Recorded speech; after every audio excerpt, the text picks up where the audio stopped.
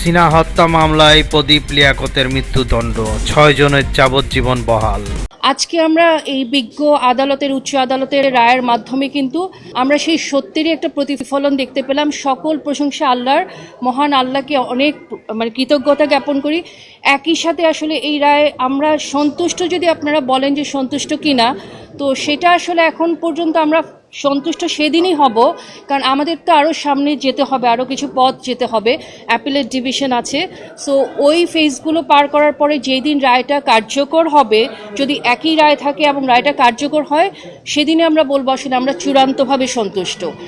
তবে কিছুটা একটা কনসার্ন আমার আছে আসলে বাদী হিসাবে, সেটা হচ্ছে আপনারা জানেন তৎকালীন যেই সময় ঘটনাটা ঘটেছিল, ওই সময় আসলে অনেক কঠিন পথ পাড়ি দিতে হয়েছিল আমাদেরকে। এইরকম একটা সিচুয়েশনে এইটার বিচার করাটা অনেক কঠিন ছিল আমাদের জন্য।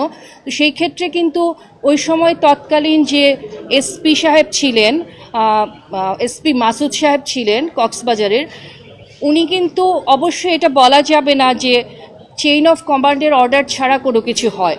উনি প্রত্যক্ষ হোক বা পরোক্ষ হোক অবশ্যই ওনার ইনভলভমেন্ট ছিল।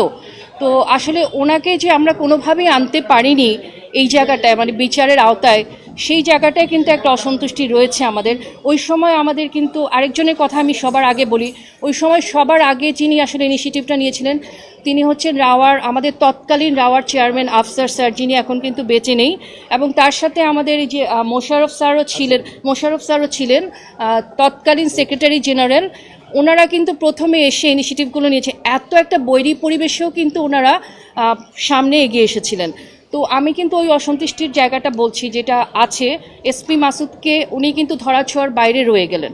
উনি তৎকালীন এসপি হওয়া সত্ত্বেও উনি কিন্তু ধরাছোঁয়ার বাইরে রয়ে গেলেন। আমি সেনাপ্রধান ওয়াকারুজ্জামান স্যারকে ব্যক্তিগতভাবে আমরা ওনার কাছে গিয়েছিলাম, উনি সবসময় আমাদেরকে মনোবল জুগিয়েছে, আমাদেরকে যেভাবে সমর্থন করা দরকার ছিল করেছেন, আমাদেরকে এই পরিবারটাকে সমর্থন করেছেন উনি, এবং ওনাকে আমি ধন্যবাদ জানাই।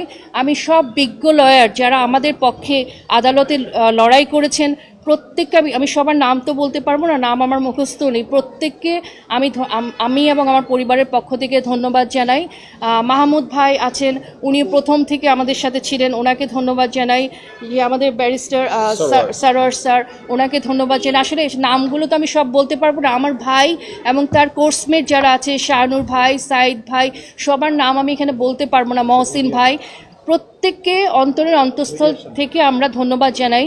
আজকের রায়টা তো কোনো একক বিষয় না, সবার সম্মিলিত প্রচেষ্টা, সবার দোয়া এই রায়টা বহাল রয়েছে, যেটা একটা সত্যের একটা জয় বলবো আমি।